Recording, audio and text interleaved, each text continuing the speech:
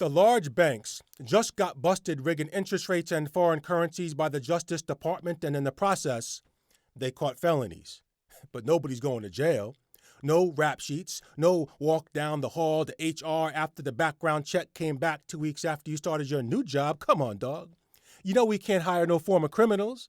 Instead, it was just business as usual. Even signed a deal with the regulators that said if they did the exact same thing again, they could still sell mutual funds and other securities to the public with no consequences.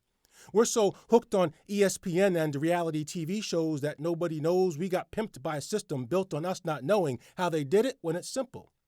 At the height of the housing crisis, 36% of the bond market was collateralized by mortgages, credit cards, and car notes because, lo and behold, Wall Street made $6 for every $1,000 of these economic insults they sold.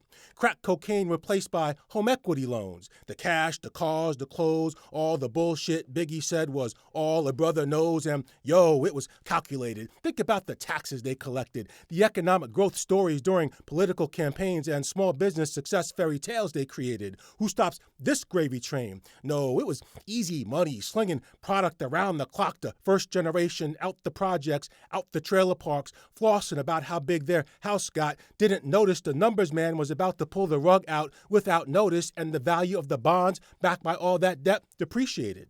And the assets the banks once boasted about on their balance sheets evaporated. That kid on your block who took money from people and didn't give it back and ended up missing, that's what happened, except the banks didn't end up dead, the public did. And since Wall Street said they had no money to lend, no steroids to inject the economy with, they got $3.5 trillion in fake money from Ben Bernanke and the Federal Reserve. Didn't even have to steal it. Just an electronic deposit the banks used to buy stocks and bonds to boost profits without lending anything to the public. We forget that these Wall Street cats used to run for political office or become a judge, an engineer, or some other respectable shit, at least until they figured out they were smarter than everyone else. Plus, there's no money in it. Why fight City Hall when you can buy it? Why cop a plea when you get paid to manage the pensions the cops still think they're getting? The badge, the batons, their retirement benefits under the gun. And in case you think fixing outcomes is for everyone, Atlanta school teachers just got prison time for rigging test scores, got slapped back by the RICO Act while no Wall Street exec has done the perp walk yet, except Bernie Madoff, and that's because he stole money from the wrong damn people.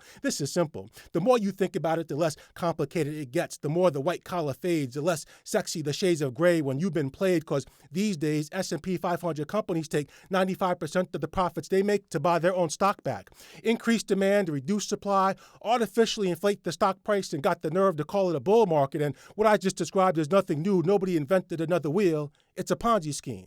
And you'll manage to keep your balance if you don't look down. The only difference now is that it makes a lot more money, and now it's completely legal. The American dream is still free, but the hustle, well, that's so separate.